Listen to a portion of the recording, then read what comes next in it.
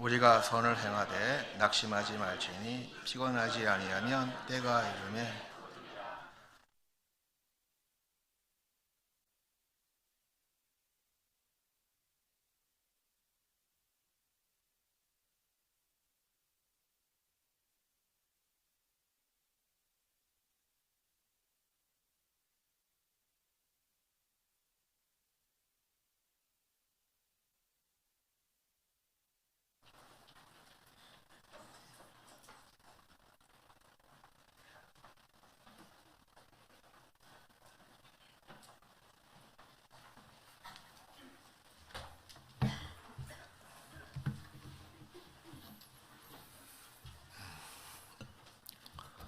함께 기도하시겠습니다.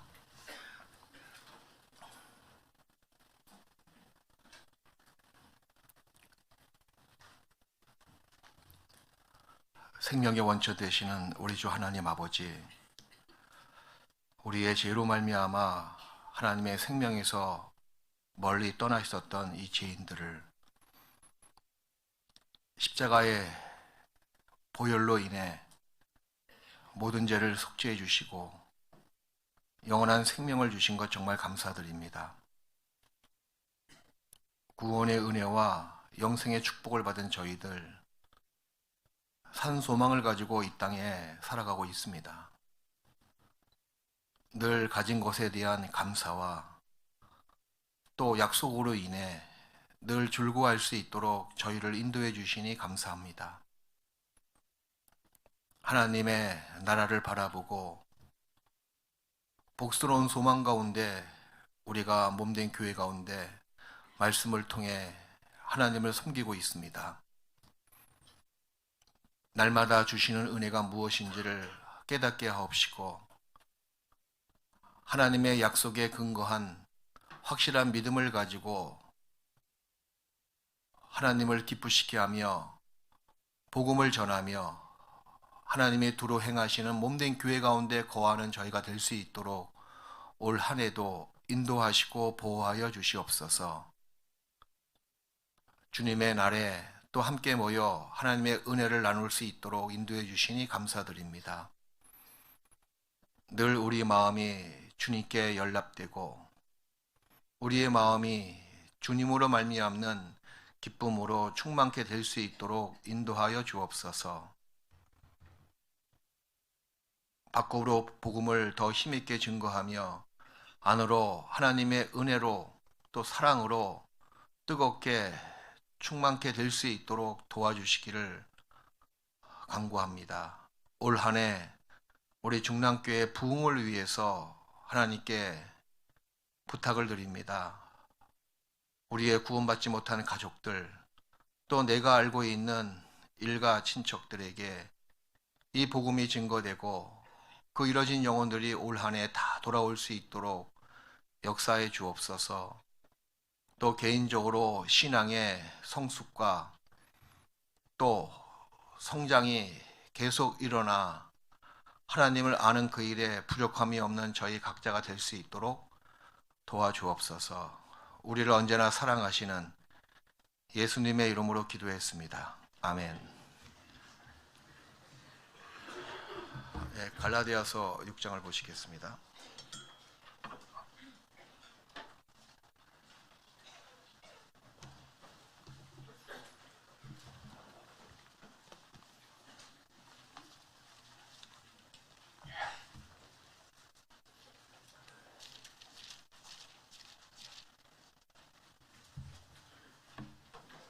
신약성경 갈라디아서 6장 9절.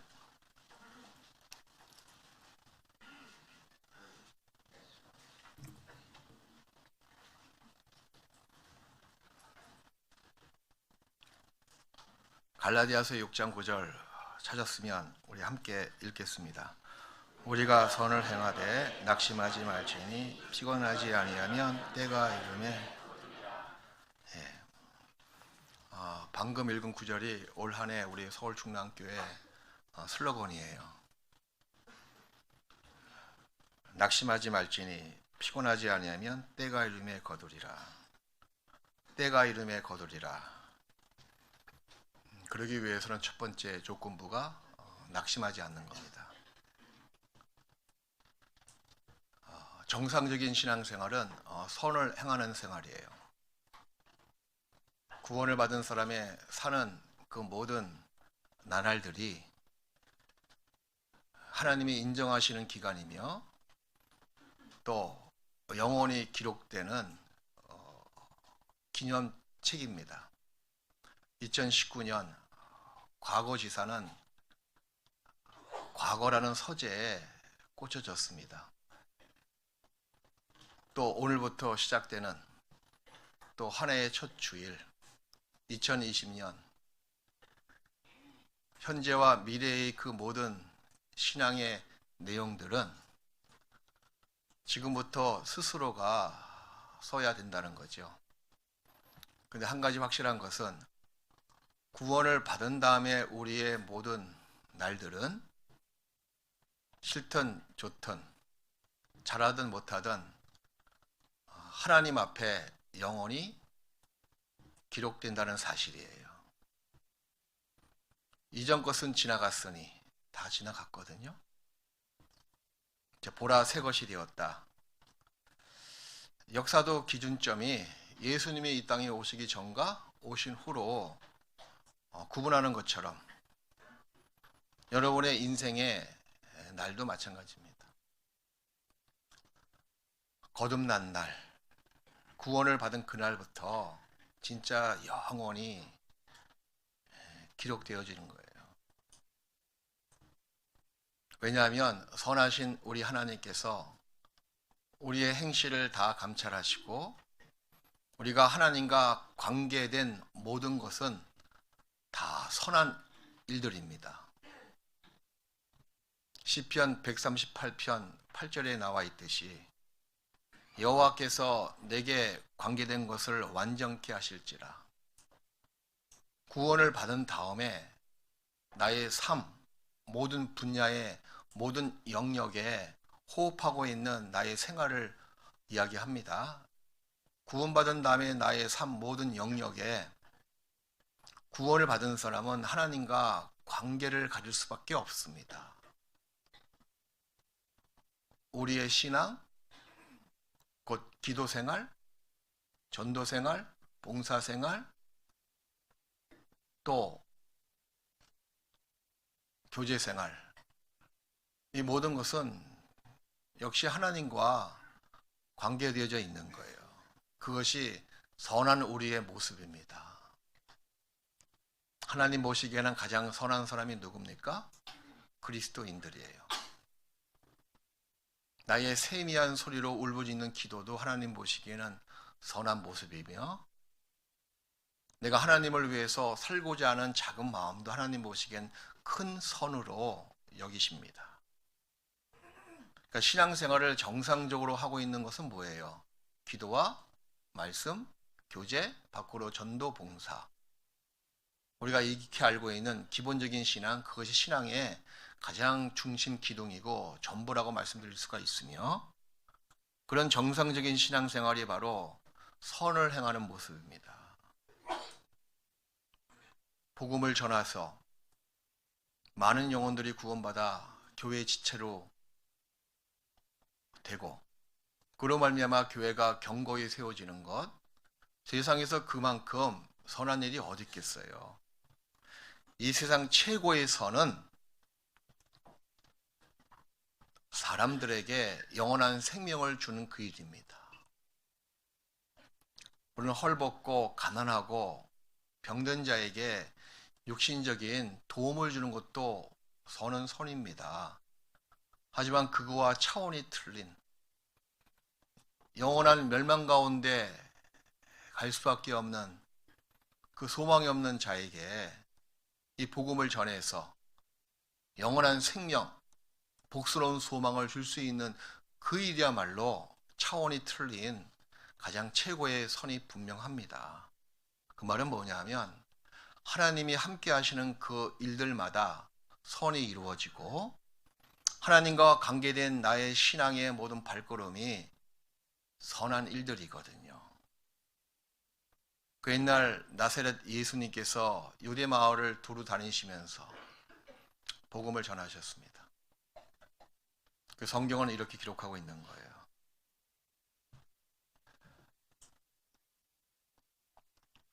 하나님이 나사렛 예수에게 성령과 능력과 그리고 그 모든 것을 기름 붓듯 하셨음에 저가 두루 다니시면서 복음을 전하시고 마귀에게 놀린 자를 고치셨다. 이는 하나님이 저와 함께 하심이라. 저가 이스라엘 마을을 두루 다니시면서 선을 행하셨다. 착한 일을 행하셨다. 그러니까 마귀에게 놀린 자를 해방시키는 그 일, 그리고 영원히 궁핍한 자에게 영생의 양식으로 먹여주는 그 일. 근데 그 일을 이 세상에 77억인가요? 75억 이상인가요? 아무튼 많은 사람이 살고 있는 이 세상에서 그 일을 최고의 선을 할 수 있는 자격을 가진 사람, 그 일을 온전히 이룰 수 있는 사람이 누구냐 그 얘기예요. 그것이 구원을 받은 그리스도인이고 교회 가운데 거하고 있는 그리스도인입니다. 이 두 가지가 온전히 갖춰져야 된다는 거예요. 결코 이 복음은요, 교회를 떠나서는 증거될 수가 없습니다. 지금은 교회 시대, 성령이 역사하시는 시대거든요. 성령이 두루 행하시는 이 교회 가운데 하나님께서는 복음을 전하십니다. 개인적으로 복음을 전할 수가 없는 거예요. 교회와 연결됐을 때 생명이 온전히 증거됩니다. 전염된다는 거죠. 근데 교회와 분리된 상태에서는 아무리 자기가 신실하게 산다 하더라도 그 하나님 보시기엔 선한 모습이 아닙니다. 하나님이 관계할 수가 없거든요. 대체 하나님께서 어디에 계십니까? 영생의 말씀이 계심에 우리가 뉘게로 가오리이까. 하나님의 집이 교회잖아요. 하나님이 집을 떠나서는 어디에도 안 계시는 거예요. 그래서 우리가 선을 행하기 위해서는 먼저 구원을 받아야 되겠으며, 구원받은 그리스도인이 하나님의 집인 교회 가운데 거해 있을 때 온전히 선을 행할 수가 있습니다. 그러니까 우리의 신앙생활의 모든 날마다 이어지는 발걸음이 선한 모습이에요. 그걸 선으로 성경은 정의를 내리고 있으며 그 선한 모습으로 하나님께서는 여기십니다. 근데 문제는 뭐냐면 신앙생활에 낭망할 수가 있잖아요. 선을 행하다가 낙심될 수가 있습니다. 분명히 우리가 읽은 이 갈라디아서 6장 9절 말씀에도 우리가 선을 행하되 낙심할 수가 있기 때문에 낙심하지 말라고 권면하십니다. 데살로니가 후서 3장 13절 말씀에도 형제들아 너희는 선을 행하다가 낙심하지 말지니, 선을 행하다가 낙심될 수가 있기 때문에, 그런 소지가 넉넉히 있기 때문에 낙심하지 말라고 충고하시는 거죠. 왜 구원을 받은 사람이 선을 행하다가 진짜 최고의 선이 무엇인지를 알고 있는 사람임에도 불구하고 그 선을 행하다가 왜 낙심합니까? 낙심의 그 이유는 무엇일까요, 그럼? 크게 두 가지로 한번 생각을 해볼 수가 있습니다.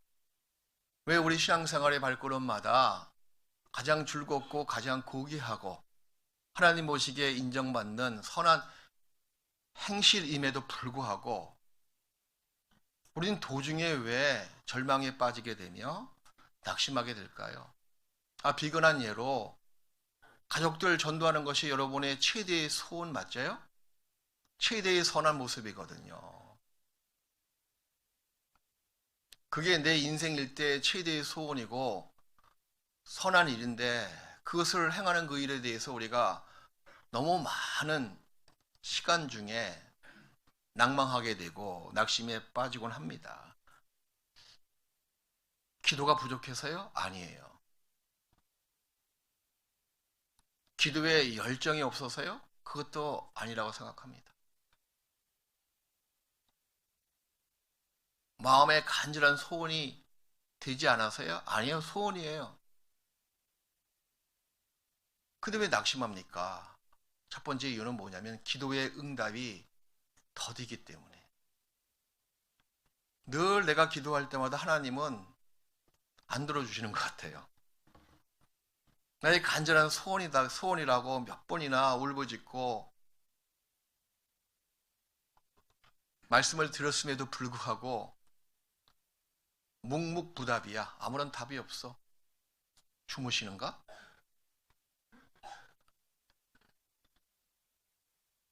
근데 그 침묵이 답입니다, 사실은. 왜 기도의 응답이 이렇게 침묵으로 나에게 메아리처럼 답으로 오냐 그 얘기예요. 그 이유가 뭘까요? 왜 기도의 응답에 대해서 즉시즉시하고 아주 확실하게 답이 내려오지 않을까요? 사실 보세요. 세상에서 귀하고 값진 것은 쉽게 얻어집니까? 귀하고 값진 것일수록 더 쟁취하기가 어려운 거예요.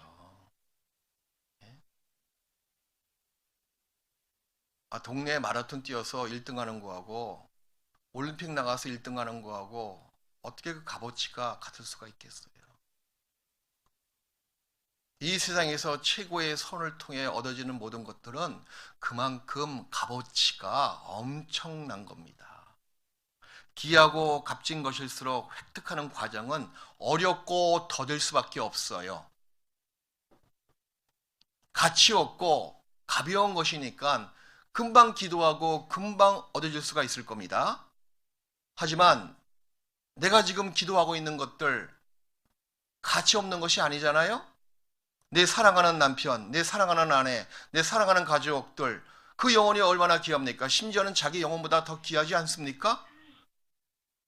사도 바울은 이렇게 외쳤습니다. 자기 친족, 곧 자기 이스라엘 백성이 구원을 얻는다면 자기가 하나님으로부터 떨어지더라도, 곧 자기 영혼이 지옥에 떨어지더라도 괜찮다 할 정도로 이웃, 자기 백성들의 영혼을 그렇게 귀하게 여겼습니다. 여러분의 저 속에 있는 가장 값진 것이 뭐예요? 이것만큼은 내 생명을 버리면서까지도 내가 얻어야 되겠다 하는 것이 무엇입니까? 그것을 위해서 지금까지 기도하고 계시잖아요? 그 말은 뭐예요? 쉽게 얻어지지 않는 것들이에요. 각고의 연단 과정이 있어야 되고 많은 눈물을 흘려야 되며 그리고 어렵고 힘든 인내의 과정이 꼭 필요합니다. 연단, 인내의 과정이 필요하죠? 경건한 기도가 필요하죠? 개인적으로 거룩한 몸부림의 과정도 필요합니다. 그래서 가끔은 하나님께서 종종 우리 기도에 대해서 응답을 늦추신다는 거예요. 그런 과정이 꼭 필요하거든요. 마가복음 7장에 한 가나안 여인, 수로보니게 여인이 나와 있습니다. 그 여인의 인생 일대의 최대의 소원을 그 내용을 통해서 알 수 있잖아요. 어떤 소원이에요? 자기의 사랑하는 딸이 귀신 들린 겁니다. 그 귀신도 더러운 귀신이에요. 그 어머니 마음이 얼마나 미워지겠어요. 그 더러운 귀신 들린 그 딸을 봤을 때 그 엄마의 심정이 이로 말할 나위가 없을 거예요. 그죠? 평생 소원이 뭡니까? 어린 딸의 그 병을 고치는 거예요. 예수님 만났습니다. 예수님 앞에서 이렇게 이야기하잖아요. 내 딸의 그 귀신, 정신, 그 더러운 귀신이 나간다면 내가 개가 돼도 상관이 없다. 상에서 떨어진 부스러기를 먹는 개가 돼도 상관이 없다. 그만큼 일생일대의 소원을 그 내용을 통해서 우리는 알 수가 있습니다. 그러면 예수님 만나기까지 이 여인이 거긴 기간이 나와 있지 않지만 많은 세월 동안 눈물도 많이 흘렸을 거예요. 처절한 몸부림이 왜 없었겠어요? 그리고 끝내는 막바지에 이르러서 예수님 만나서 그 어린 딸의 병이 깨끗하게 낫잖아요. 한 번 기도해서 나았을까요? 두 번 기도해서 예수님 만나서 귀신이 나갔을까요? 아닙니다. 수많은 세월 동안 수많은 그 눈물의 기도가, 인내와 연단과 몸부림의 모습이 분명히 있었을 거예요. 하나님은 종종 우리의 기도의 응답에 침묵하십니다. 늦추신다는 거예요. 그것이 나에게 유익이 되기 때문에 그러합니다. 어떤 유익이요? 제가 자꾸 말씀드리잖아요. 신앙의 승패는 갈망에 있다고. 상급과 영광을 얻는 것도 내가 얼만큼 마음을 다해서 하나님께 나아가느냐, 마음을 하나님께 바치느냐, 얼만큼 절박한 심정을 가지고 하나님께 나아가느냐, 갈망과 절박한 심정, 그것이 여러분의 신앙의 승패를 결정짓습니다. 신앙의 승리자는 영광과 상급이 보장되어 있는 거예요.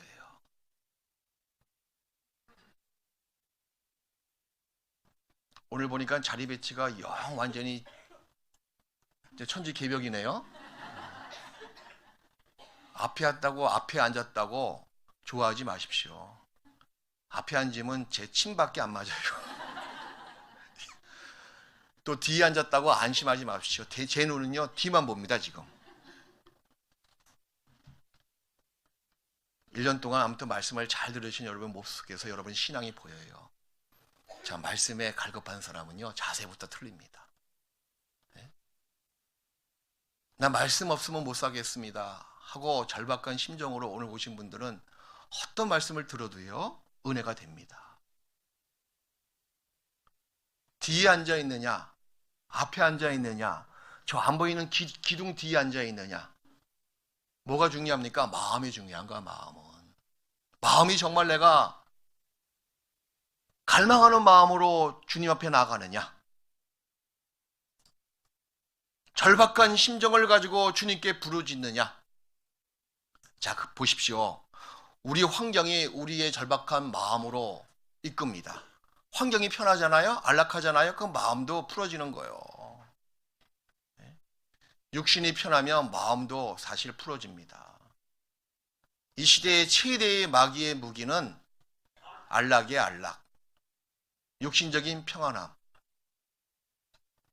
그래서 끝내는 요한계시록에 나와 있는 마지막 교회의 모습으로 바꾸게 하는 것이 사탄의 무시무시한 계략입니다. 어떤 모습이었습니까? 라오디게아 교회의 모습이 미지근한 모습이잖아요.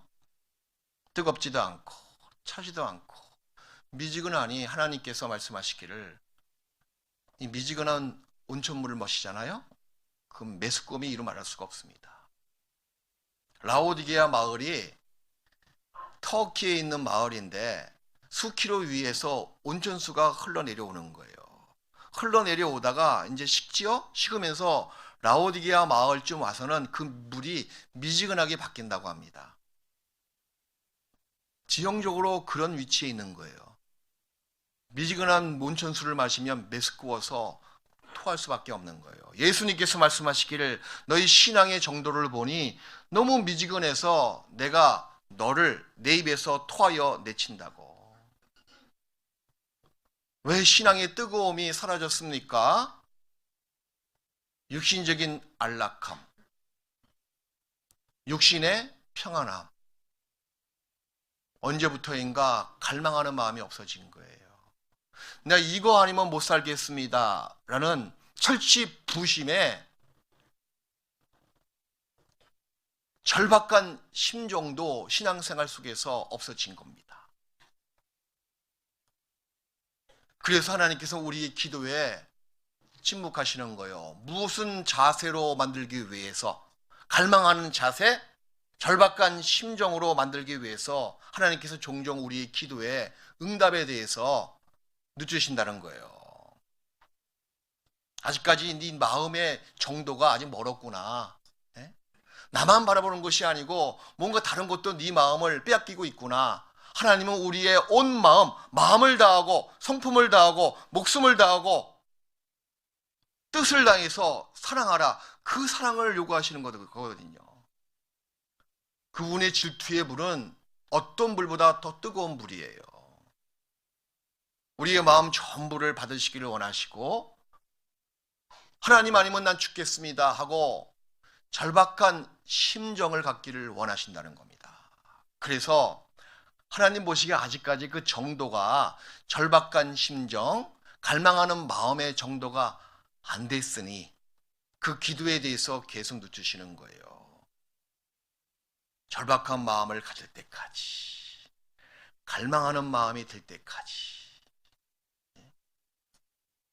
이래도 흥 저래도 흥, 돼도 감사하고 안 돼도 그만이지 뭐.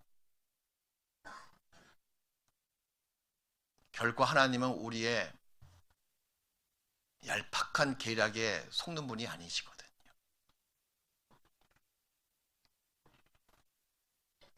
우리가 절박한 심정을 갖는 것은 우리 영혼에 굉장히 유익이 됩니다. 그런 심정으로 나갔을 때 드디어 하나님을 만나거든요.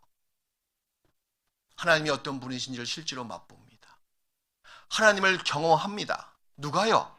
갈망하는 마음을 가진 사람이, 절박한 심정을 가진 사람이.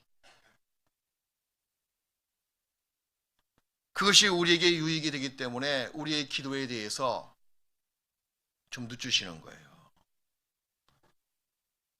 그 또 한 가지는 내 안에 아직까지 버리지 못한 죄가 있기 때문에 그 죄가, 그 잘못된 것, 그 허물을 제거할 때까지 기도의 응답이 늦게 되는 경우도 있습니다.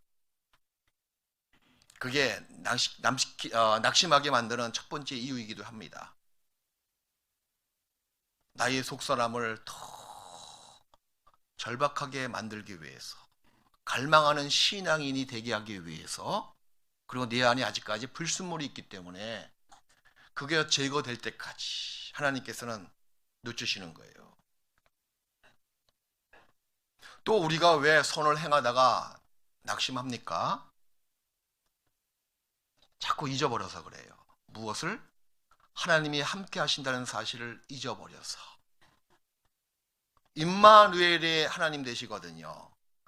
이사야가 지금으로부터 2700년 전에, 예수님이 이 땅에 오시기 700년 전에 예수님의 초림에 대한 예언을 하셨잖아요.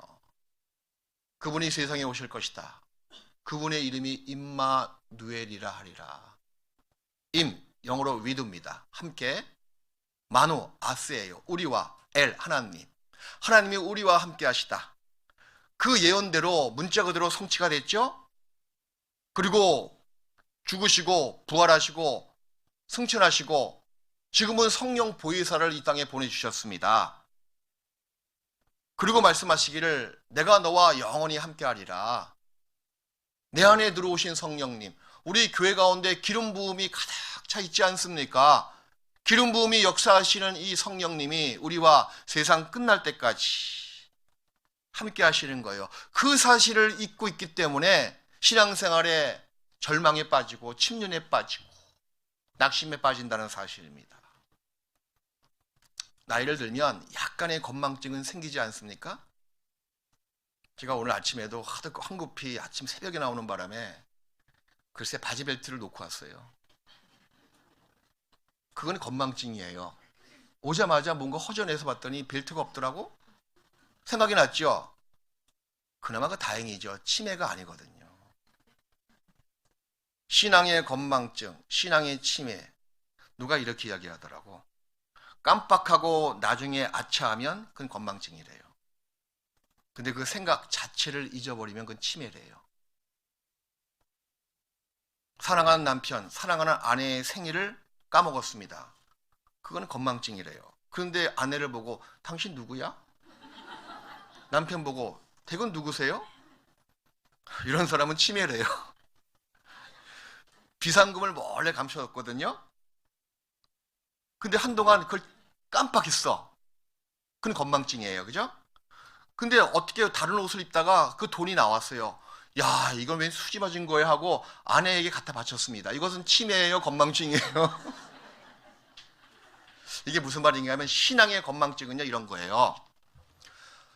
우리가 약속을 깜빡할 수 있습니다. 하나님의 약속이죠. 또 성경 배운 것을 마음에 새기지 못하고 깜빡할 수가 있는 거예요. 그래, 하나님이 나와 함께 하신다. 깜빡할 수가 있습니다. 또 죄를 지을 수가 있잖아요. 문제는 뭐냐면 하나님의 그 모든 말씀을 깜빡해서 죄와 허물 가운데 잠깐 살아갈 수도 있습니다. 근데 그것을 생각이 나서 그 후에 생각이 나서 진정으로 죄를 회개하고 자백하고 나가는 것은 신앙의 건망증이에요. 가끔 있을 수가 있어요. 그런데 죄를 지었음에도 불구하고 지은 죄를 다 까먹는 거예요. 언제 내가 죄를 지었냐? 언제 내가 허물이 있었냐? 언제 내가 하나님의 마음을 슬프시게 했어? 그 자체를 잊어버리는 것은 신앙의 침해입니다. 그것이 진짜 문제예요. 죄를 숨기는 자는 형통치 못하나 죄를 자백하고 버리는 자는 불쌍히 여김을 받으리라. 회개 없는 그리스도인 신앙의 침해 환자입니다. 우린 넘어질 수가 있습니다. 우린 잘못할 수가 있어요. 우린 죄를 혹 지을 수도 있습니다. 하지만 그것이 생각이 나서 하나님 앞에 무릎을 꿇을 수밖에 없는 사람이잖아요. 회개 자체를 하지 않는 것이 그게 큰 문제가 된다는 겁니다. 하나님은 처음부터 지금도 영원토록 나와 함께 하시는 분이세요. 우리가 가끔은 잊을 수가 있습니다. 잊으니까 합당치 못한 장소에 갈 수도 있고, 잊으니까 죄를 지을 수도 있잖아요. 그런데 다시 정신을 차려보니 그때도 하나님이 계신 거예요. 환경이 좋을 때도 계셨고, 불우한 환경 속에 있었을 때도, 내가 참담한 환경 속에 푹 빠져 있었을 때도, 내가 깜빡한 것뿐이지 그분이 사라진 건 결코 아니었거든요. 거기에도 그분은 계셨습니다. 그것을 잊지 않고 우리가 회상했을 때, 다시 기억을 돌이켰을 때 우린 결코 낙심하지 않습니다. 하나님이 함께 하시는 거예요. 그 사실을 인정하지 않을 때 낙심이 온다는 거죠. 그 낙심은 어떤 면에서 큰 죄입니다. 어떤 죄예요? 교만의 죄거든요. 바로 이런 교만이에요. 하나님이 나와 함께하지 않는다는 그 생각을 갖는 거예요. 그것이 교만입니다. 하나님의 존재 자체를 인정하지 않는 겁니다. 아니, 그보다 더 큰 교만이 어디 있겠어요? 선을 행하다가 우리가 낙심할 수가 있는 거예요. 기도 응답? 지금은 응답이 묵묵부답으로 침묵으로 나한테 답이 오더라도 뭔가 그 속에 뜻이 있는 거예요. 그리고 하나님이 지금은 침묵하고 계시지만 그분이 떠나 계신 것은 결코 아니다. 그 사실도 잊어서는 결코 안 됩니다. 그래서 갈라디아서 6장 9절에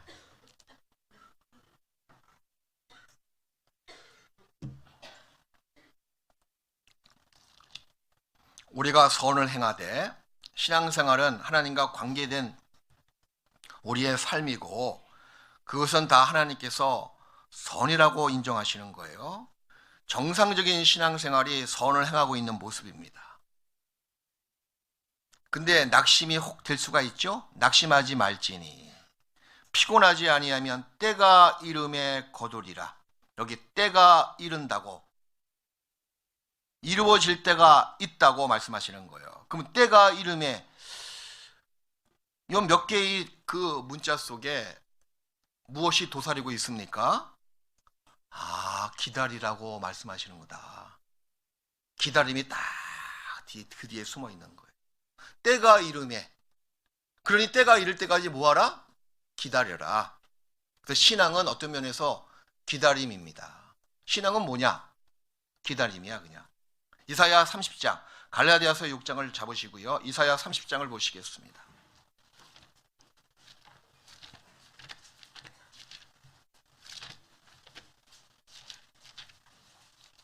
이사야 30장 18절.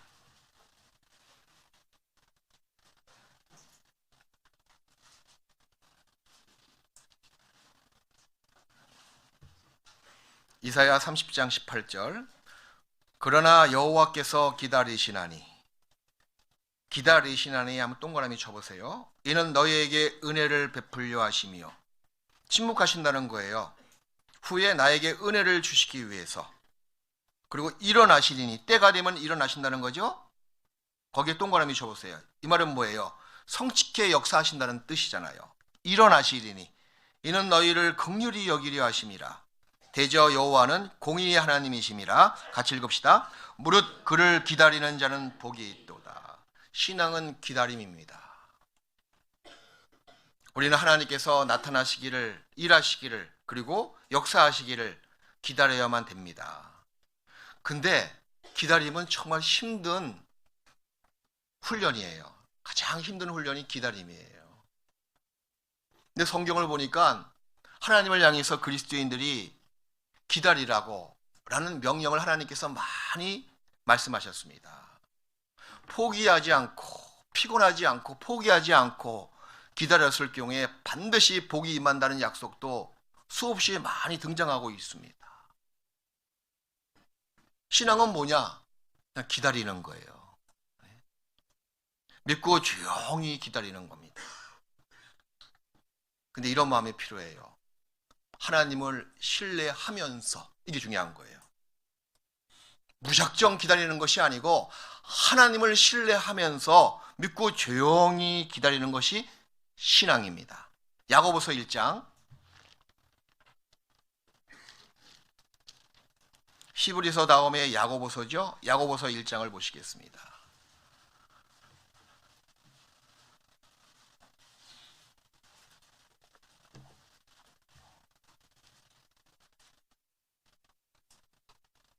야고보서 1장 6절부터 7절까지. 오직 믿음으로 구하고 조금도 의심하지 말라. 의심하는 자는 마치 바람에 밀려 요동하는 바다 물결 같으니 이런 사람은 무엇이든지 주께 얻기를 생각하지 말라. 오직 믿음으로 구하고, 누구를 믿는 믿음이에요?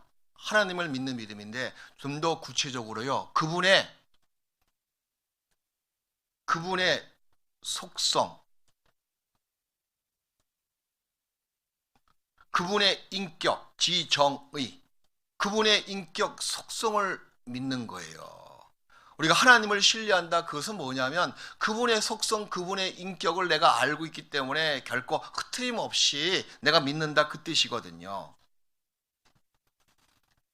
그래서 우리는 가끔은요, 종잡을 수 없을 때가 있을 겁니다. 아니, 선하신 하나님, 나를 향해서 긍휼을 베푸시는 하나님, 인자가 무궁하신 하나님, 왜 나의 그 부르짖는 기도에 대해서 아무런 응답이 없고 거기에 대해서 뭔가 답이 왜 없을까? 대체 그분은 어디 계시는 거야? 라는 종종 의심을 품을 때가 있거든요. 그때도 정말 하나님께서는 무언의 메시지가 뭔지 아세요? 그래도 조용히 입 다물고 믿고 기다려. 나는 하나님이 무엇을 하고 계신지, 또 어디에 계신지 알지 못할 수가 있습니다. 근데 한 가지 확실히 아는 것은 뭐냐면 그 하나님은 어딘가에 계시면서 지금도 나의 유익을 위해서 일하고 계시다는 사실이에요. 이것이 기다리는 방법이기도 합니다. 하나님이 어디 계십니까? 어디서 무엇을 하십니까? 나의 눈물의 기도를 왜 안 들어주십니까?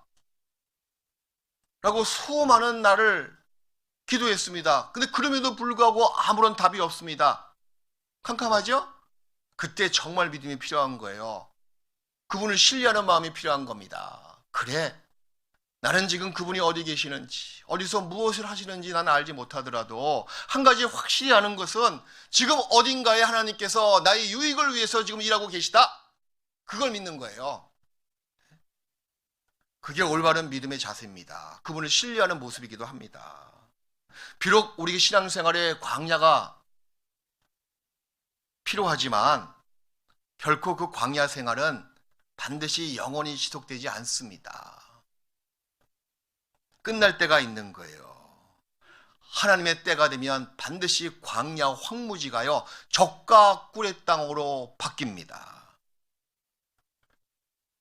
그래서 우리 영혼은요, 하나님의 그 약속이 이루어질 그때까지 기다리면서 혹 누군가가 드렸던 그 기도문을 우리가 같이 떠올라서 기도해야 된다는 겁니다. 이렇게 기도하거든요. 하나님은 지금 대체 어디에 계십니까? 내가 무엇을 했기에 주께서 저를 위해 일을 안 하시고 어디 숨어 계십니까? 이제는요, 기도하기도 너무 지쳤습니다. 그런데요, 저는 계속 기도하고 구하며 하나님만을 기다릴 수밖에 없습니다. 왜냐하면 저에게는 주님밖에 없거든요. 맞습니다. 우리 모두에게 주님밖에 없어요. 여러분의 소원을 들어주시는 분도 주님밖에 없고, 여러분의 간절한 선을 추구하는 그 소원을 이루어주시는 것도 주님밖에 없는 거예요. 다른 방법은 없습니다. 막 그렇잖아요. 다른 방법이 뭐 있습니까? 기도해도 묵묵부답이야. 캄캄해. 어디 계시는지 보이지도 않아.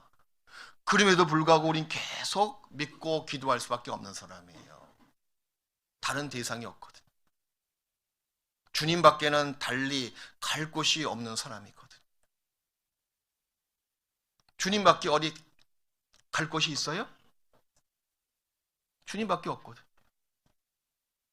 그러니 우린 계속 기다리고 목을 매면서까지도 울고 간절한 기도를 드릴 수밖에 없습니다. 때가 이름에, 그 말 속에는 신앙은 기다림이다 라는 교훈이 서려 있습니다. 그 때가 이름에, 이 말은 뭐냐면 그때 시간이거든요. 근데 시간은 여러분의 영역이 아니에요. 이거 명심하셔야 돼요. 시간과 공간은 여러분의 소관이 아니에요.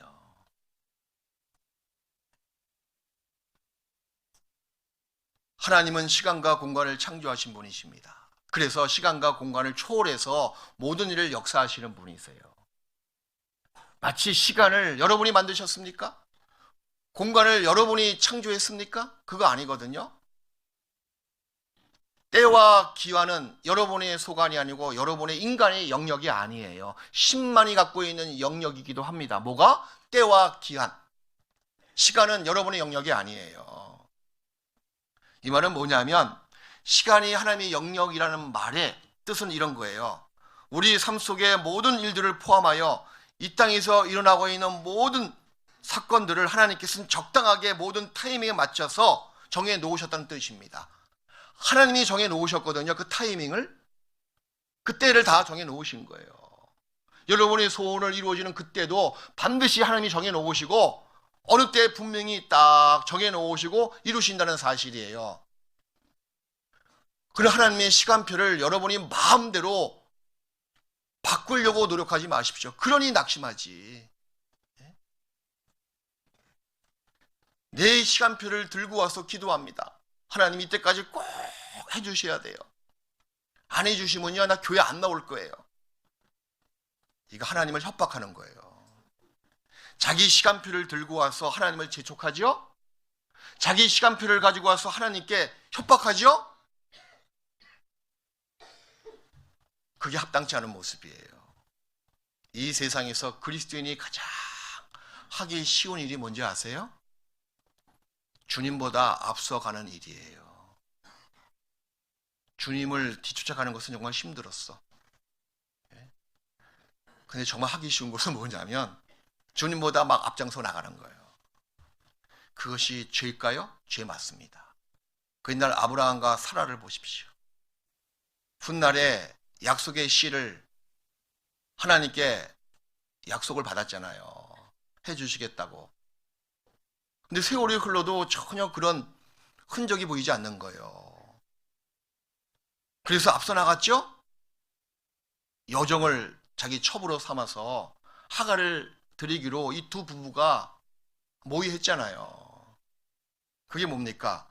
하나님이 이루실 때가 있는데 그때를 기다리지 못하고 앞서 나가서 그로 말미암아 얼마나 그 가정에 분란이 일어났습니까? 그 죄입니다.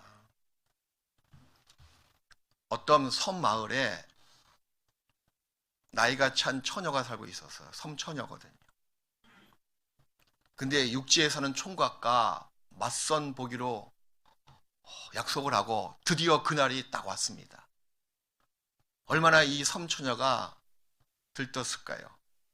육지에 나가는 것도 너무나 좋은데 또 맞선까지 보니, 그래서 그날이 딱 왔을 때 아침부터 호들갑을 떨면서 화장도 하고 예쁜 옷도 입고, 그러다 보니까 배 타는 그 시간을 약간 늦은 거예요.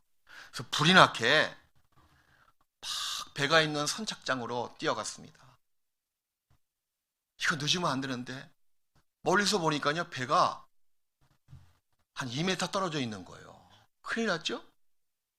저거 놓치면 선도 못 보는데. 조급한 마음에서 그래 이렇게 하자 싶어가지고, 예? 멀리 뛰기, 마음에 아주 결심하고 이를 악물고 다른 집 해가지고 멀리 뛰기를 딱 했는데 그만 발을 헛디뎌 가지고 바닷물에 빠졌습니다. 배 안에 있는 선원들이 그 처녀를 구했어요. 이 처녀가 배 위에 올라가서 그래도 다행이다, 배를 탔으니 옷이야 육지 가서 사면 되고 화장이야 고치면 되지 하고 그런 생각하고 있는데, 옆에 있는 선원이 와서 이렇게 얘기하는 거야. 아이고 처녀, 10초만 더 기다리면 배가 선착장에 도착할 텐데 뭐가 그렇게 급해서 누구를 마중 나오려고 배에 뛰어들었어? 이게 무슨 말인가 하면 배가 떠나는 배가 아니고 도착하는 배였거든요. 마음이 조급해서. 이런 그리스도인이 많이 있는 거예요. 조금만 기다리면 얻어질 것을 조급해서 스스로가 일을 벌려서 그 일을 망치는 경우가 우리 주위에 많이 있습니다. 성경 잠언 21장 5절에 조급한 자는 궁핍함에 이를 것이다. 혹시 압니까? 우리가 조금만 더 기다렸으면 얻어질 것을 나의 조급한 마음에서 기도를 중단했습니다. 나의 성급한 마음에서 거룩한 일을 내가 도외시했습니다. 나의 조급한 마음에서 하나님을 원망했습니다. 그 죄 때문에 조금만 더 기다리면 얻을 수 있는 그 거룩한 일이 딜레이 되는 경우가 우리 주위에 왕왕 많이 있었을 거예요. 앞으로도 있을 수가 있습니다. 그때는 우리 소관이 아니에요. 사도행전 1장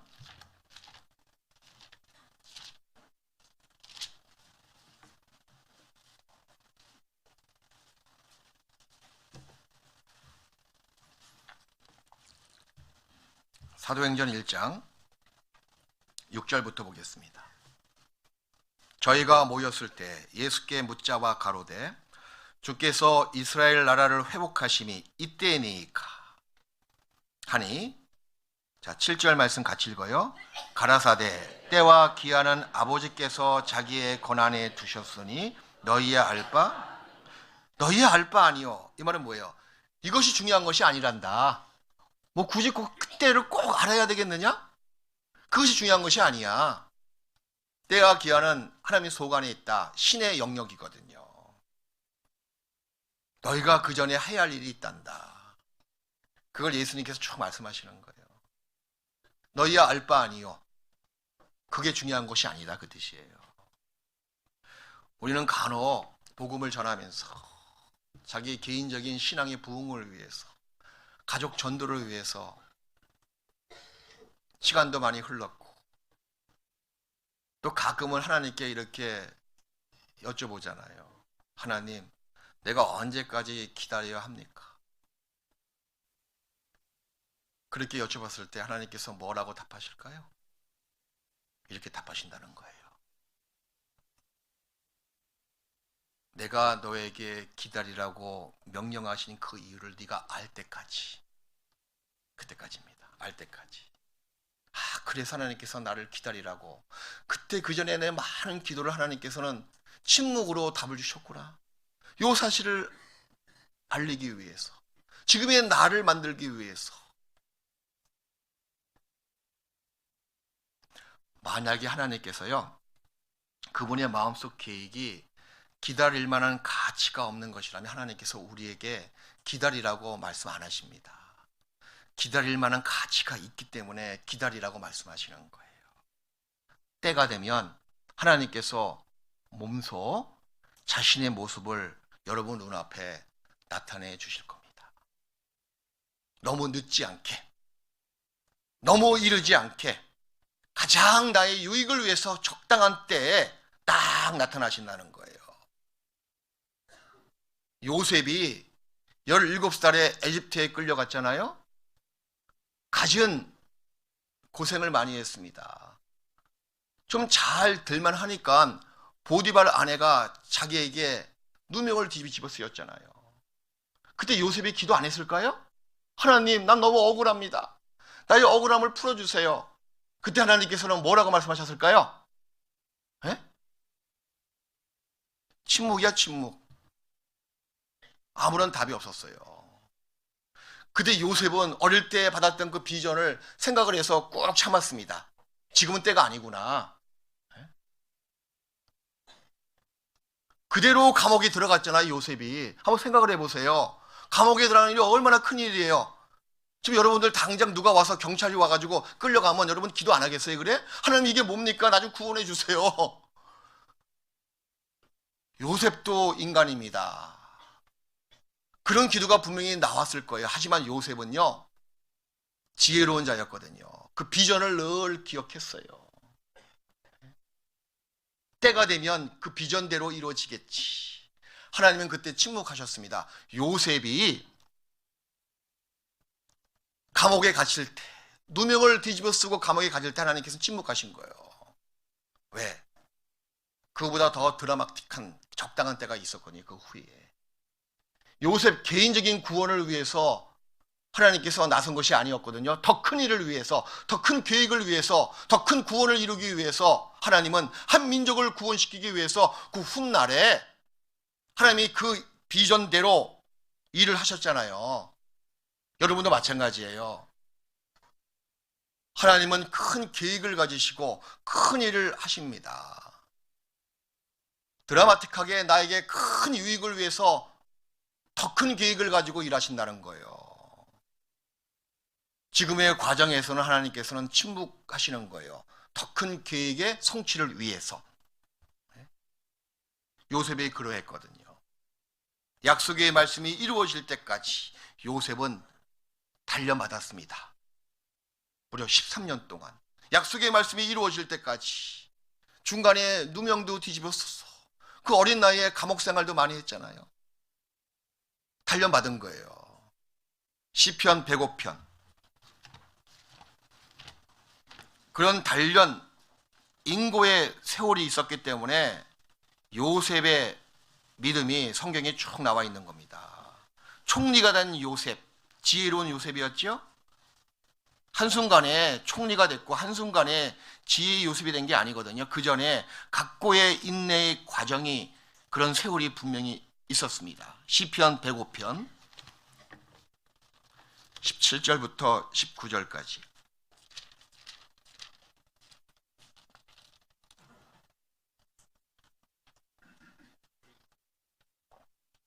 시편 105편 17절부터 보시겠습니다. 한 사람을 앞서 보내셨으며 요셉이 종으로 팔렸도다. 그 발이 착고에 상하며 그 몸이 쇠사슬에 매였으니. 19절 말씀 함께 읽읍시다.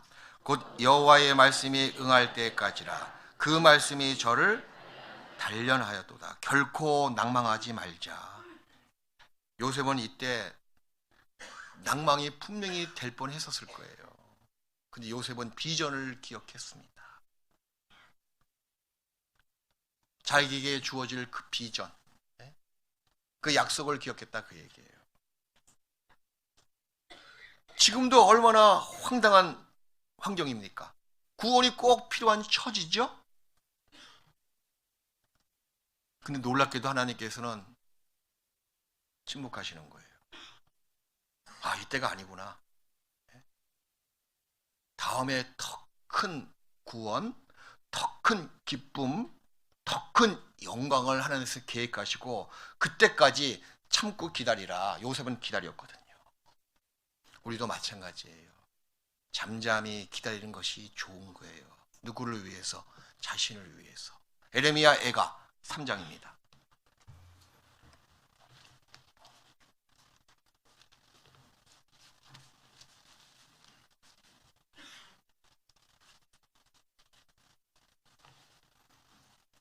에레미야 애가 3장 26절.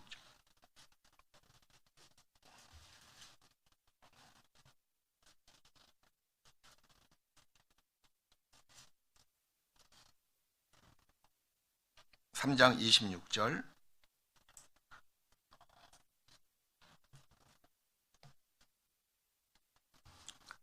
같이 읽읍시다. 사람이 여호와의 구원을 바라고 잠잠히 기다림이 좋도다. 예. 때는 우리 소관이 아니죠. 하지만 그 때가 이름에 거두리라. 그 때를 성취케 하시는 분은 여호와 하나님이시거든요. 그때까지 기다림이 나에게 좋은 거예요. 섣불리 조급한 마음으로 하나님을 떠나지 마십시오. 그분은 결코 악한 분이 아니시고 그분은 결코 우리를 향해서 그 인내와 또 인자와 긍휼을 거두시는 분이 결코 아니십니다. 그래서 신앙은 기다림이다. 앞에 있는 비전, 그 약속의 성취를 위해서 기다리고 있는 우리의 준비 자세는 꼭 필요합니다. 물론 믿음의 기도가 필요하죠. 또 한 가지는 깨어있는 거예요. 만물이 마지막에 가까이 왔으니 너희는 정신을 차리고 근신하여 기도하라. 만물이 마지막에 가까이 왔으니 너희는 뭐요? 정신을 차리고 깨어있어라, 그 얘기예요. 그게 기다리고 있는 그리스도인의 모습이에요. 또 한 가지는 경건의 연습으로 계속 기다려야 돼요. 디모데전서 4장. 그게 하나님의 약속을 바라보고 기다리고 있는 그리스도인의 모습입니다. 이런 과정이 있어야지만이 그때가 반드시 이루어지거든요. 디모데전서 4장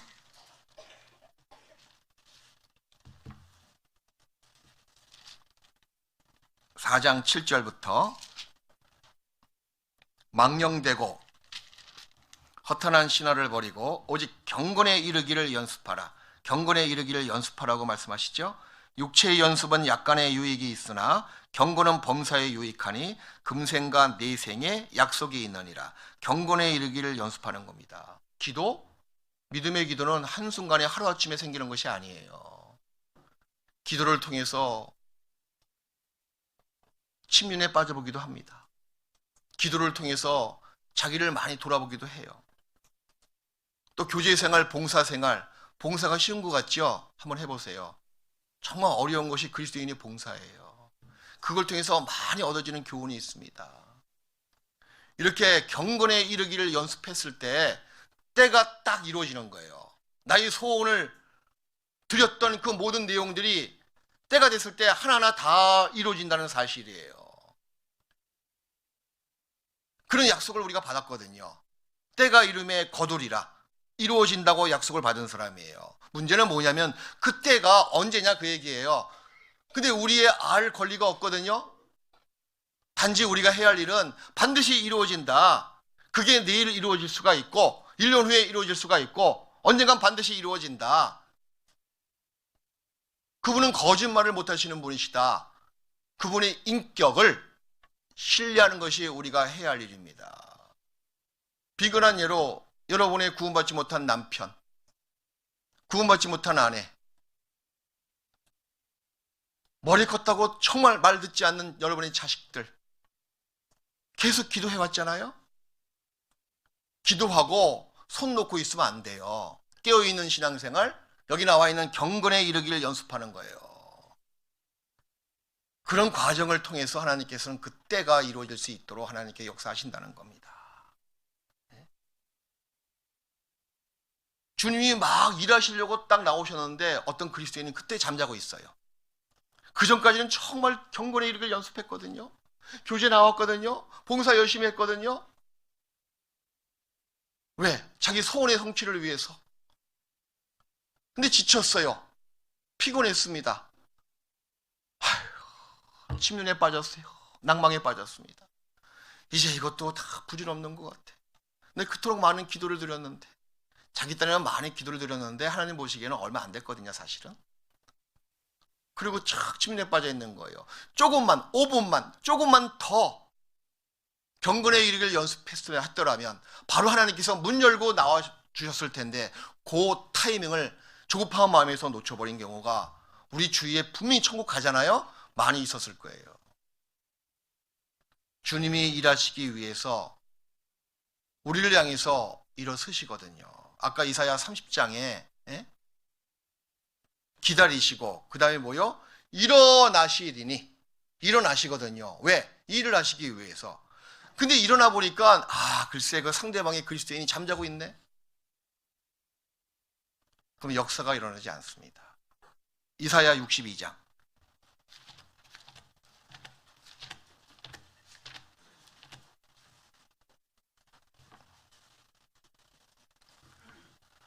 이사야 62장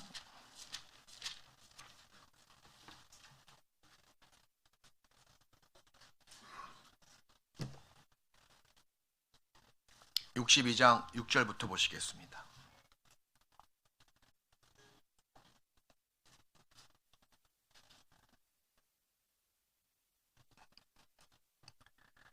예루살렘이여, 내가 너의 성벽 위에 파수꾼을 세우고 그들로 종일 종야에 잠잠치 않게 하였느니라. 나머지 말씀을 7절까지 같이 읽어요. 너희 여호와로 기억하시게 하는 자들아, 너희는 쉬지 말며 또 여호와께서 예루살렘을 세워 세상에서 찬송을 받게 하시기까지 그로 쉬지 못하시게 하라. 우리가 쉬었을 때 하나님은 쉬신다고 나와 있잖아요.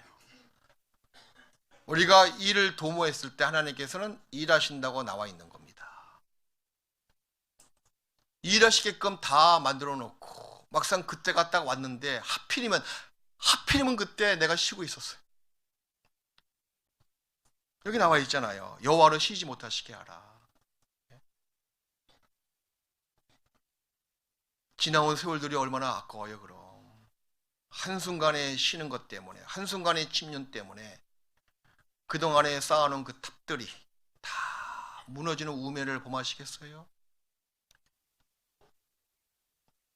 64장 4절.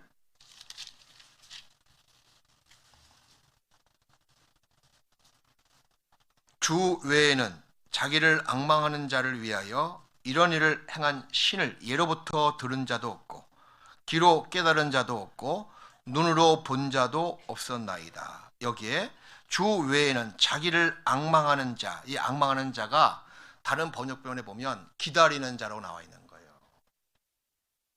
우리가 주님밖에 기다릴 수 있는 신이 어디 있습니까? 주님밖에 없거든요.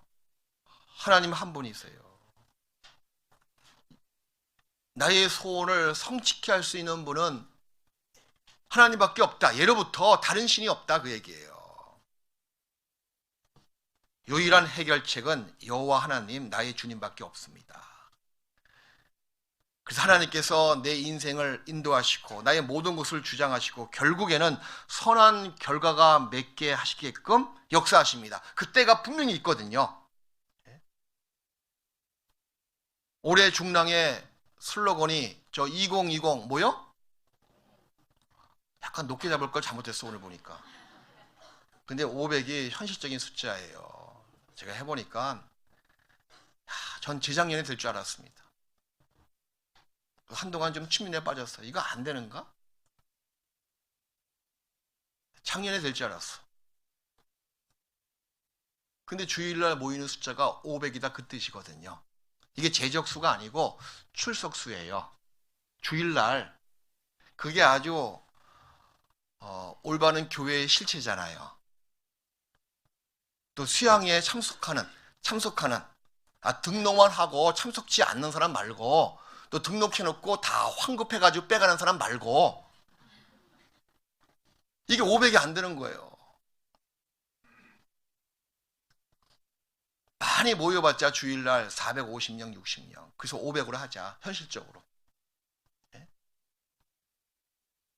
이것을 위해서 같은 마음으로 기도하셔야 돼요. 500이면 저 찬양대 꽉 찼거든요, 지금. 그래서 2020 500. 네? 이거 우리가 할 수 있습니다. 눈에 보이는 가시권이 있거든요. 가시권이 돼야지만이 뭔가 할 수 있는 용기도 나고 힘도 얻을 수가 있는 거예요. 뭐 2020, 뭐 1000, 2000 그거 말도 안 되는 거예요. 자기 분수를 알아야지. 500은 될 수가 있는 거예요. 충분히 가능합니다. 근데 이것이 그렇게 힘든 거 아세요? 저 개인적으로 봤을 때 1년 지나도 안 됐습니다. 2년 지나도 안 된 거. 그래서 한 가지 깨달은 것이 뭐냐면 때를 내가 맞췄구나. 내가 있을 때 아니에요. 네? 지나도 상관이 없습니다. 그렇지만 한 가지 확실한 것은 빠른 때, 그죠? 500이 되고 700이 되고 1000 되지 않습니까? 네? 그 여러분이 정말 기도하시고 여러분이 도와주셔야 돼요. 교회 슬로건은 여러분의 슬로건이 돼야 된다는 겁니다. 여러분 가족이 구원받고 아직까지 교제에 나오지 못하는 형제자매 있다면 주님 안에 들어올 수 있도록 계속 인도하고 격려해주고 붙잡아줬을 때 우리 중랑에 부흥하는 날이 반드시 이루어지거든요. 그날이 오거든요. 결국에 하나님의 선한 뜻이 반드시 이루어집니다. 누구의 유익을 위해서? 나의 유익을 위해서. 하나님의 영광을 위해서는 말할 것도 없고 나의 유익이 바로 하나님의 영광이 되고 그분의 영광이 나의 유익이 되게 해야 된다는 거예요. 나의 유익이 하나님의 영광이 돼야 되거든요. 나의 유익이 하나님의 영광이 되지 않는 것은 다 헛일입니다. 또 하나님의 영광이 누구의 영광이 돼야 돼요? 나의 영광이 돼야 돼요. 이게 무슨 말인가 하면 여러분의 운명과 하나님의 운명은 일심동체야. 하나다 그 말이에요. 내가 영광을 받으면 하나님도 영광을 받으셔요. 그리고 하나님이 영광을 받으시면 나도 그 영광이 온다는 겁니다.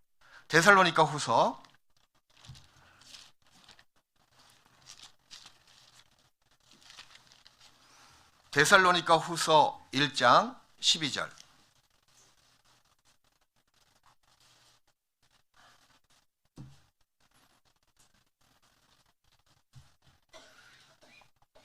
데살로니가 후서 1장 12절. 우리 하나님과 주 예수 그리스도의 은혜대로 우리 주 예수의 이름이 너희 가운데서 영광을 얻으시고, 주님의 영광이죠. 너희도 그 안에서 영광을 얻게 하려 함이니라. 예수님의 영광이 니콜, 누구의 영광이요? 우리의 영광이다, 그 얘기예요. 교회의 영광은 여러분의 영광이에요. 그래서 교회의 유익은 여러분의 유익이 된다는 겁니다. 또 요한복음 13장도 보시겠습니다.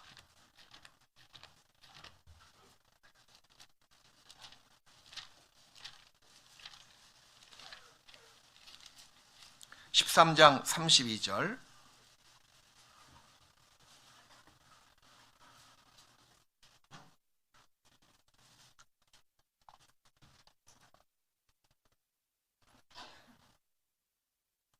요한복음 13장 32절 우리 같이 읽읍시다.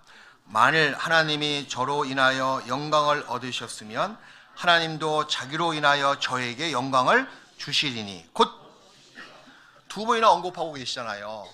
내가 너 때문에 내가 영광을 얻었다면 내 영광을 너에게 곧 주시리라. 곧 주시리라. 확실한 약속입니다. 하나님을 위해서 우리가 헌신한다.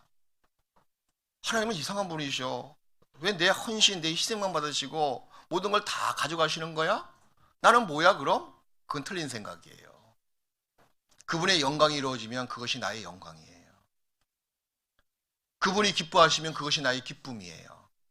일심동체야. 그러니까 그분이 슬퍼하시면 나도 슬픔이 오는 거예요. 나의 슬픔이 또 그분의 슬픔이 되기도 합니다. 나의 기쁨이 그분의 기쁨이 돼야 된다는 거예요. 내가 얻어지는 이 칭찬과 영광도 하나님의 영광이 돼야 된다는 거예요. 결국에 하나님의 선한 뜻이 내 생애 속에서 반드시 이루어집니다. 때가 이름에 거두리라. 하나님은 항상 나를 위해서 모든 유익을 도모하시고 그 일을 성취하시는 분이시거든요. 이사야 26장.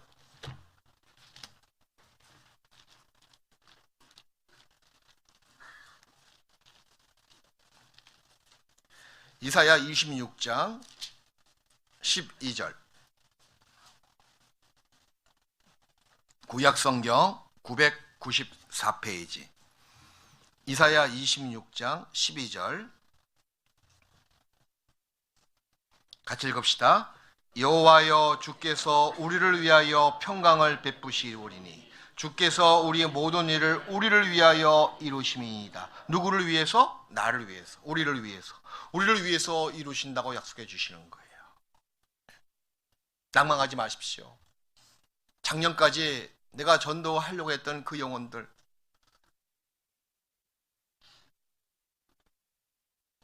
마음의 아픔도 있었죠. 미워하는 마음도 올라왔죠. 그것 때문에 우리가 연단도 많이 받았거든요. 사실은 시간도 많이 소비했죠. 마음에 미어지는 것도 많이 있었죠. 그것 때문에 막 애증이 교체된 적도 많이 있었잖아요. 집회 온다 그러니까 그렇게 예뻐 보이다가 중간에 안 오는데 정말 믿기가 그지없잖아요. 또 오긴 왔는데 말씀 안 듣고 딴짓만 하고 있어. 옆에서 보니까 매 핸드폰 보고 있어. 저 핸드폰을 그냥 박살 내버릴까?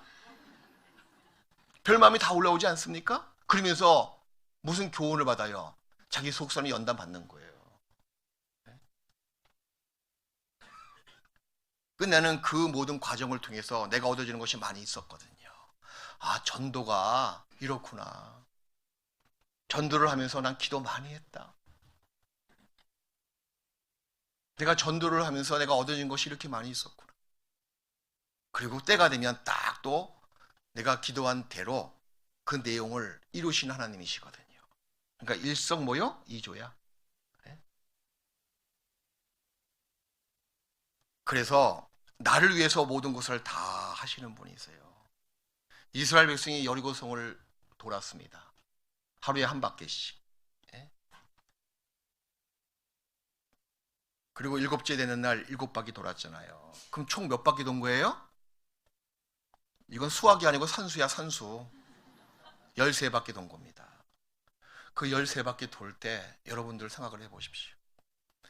여리고 성한 사람들이 그 돌고 있는 이스라엘 백성을 뭐라고 봤을까요? 쟤네들 정신 나간 거 아니야? 쟤네들 싸우러 왔어? 돌러 왔어? 잘도 도네. 다 정신 돈 거 같아. 다 미친 애들 같아. 별 얘기 다 했을 겁니다.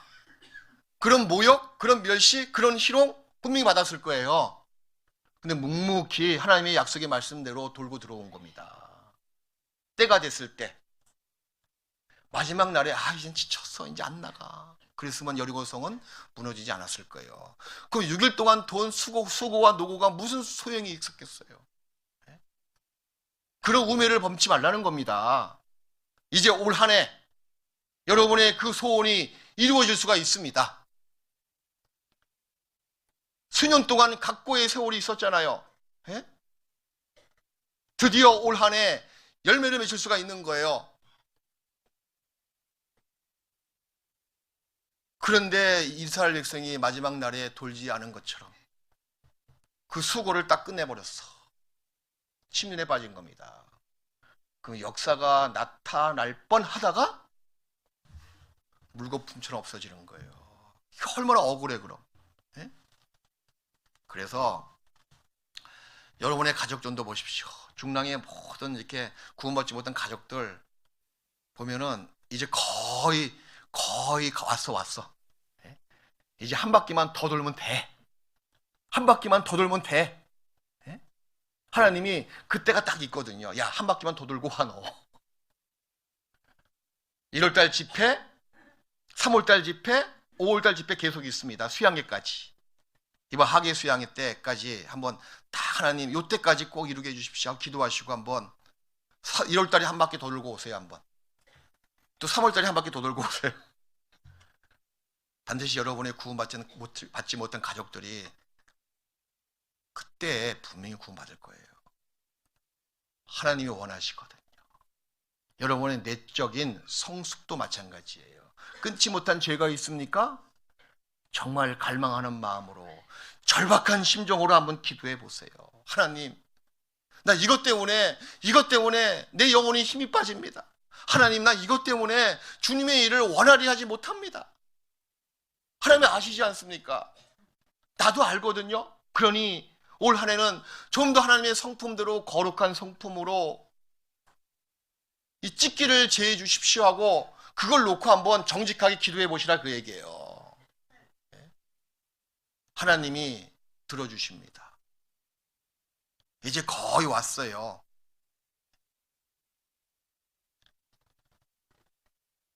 그래서 다가온 우리 2020년 2020 500, 또 개인적인 여러분의 소원이 있을 겁니다.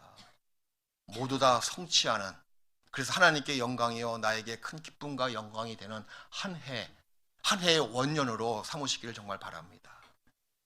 그래서 올해도 자, 앞에 있는 저 프랑카드 보십시오.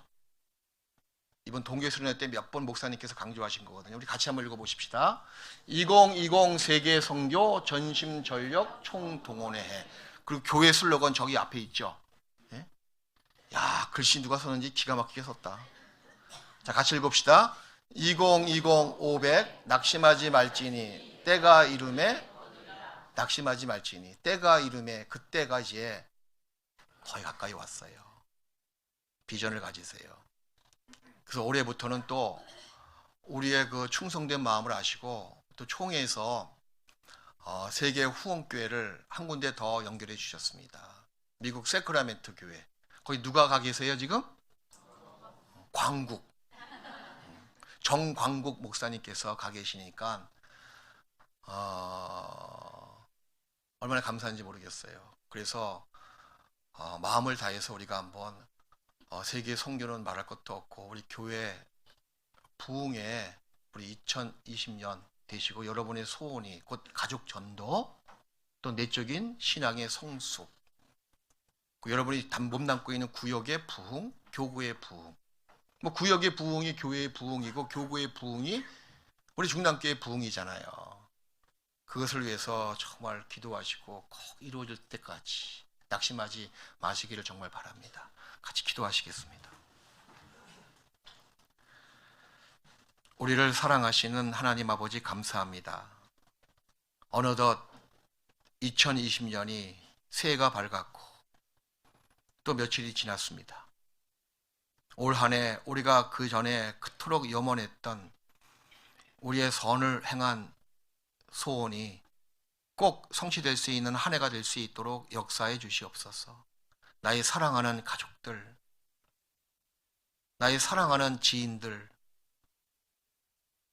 꼭 복음을 듣고 다 구원을 받아 함께 천국 소망 가운데 살아가며 천국에 다 들어갈 수 있도록 도와주시기를 간절히 바랍니다.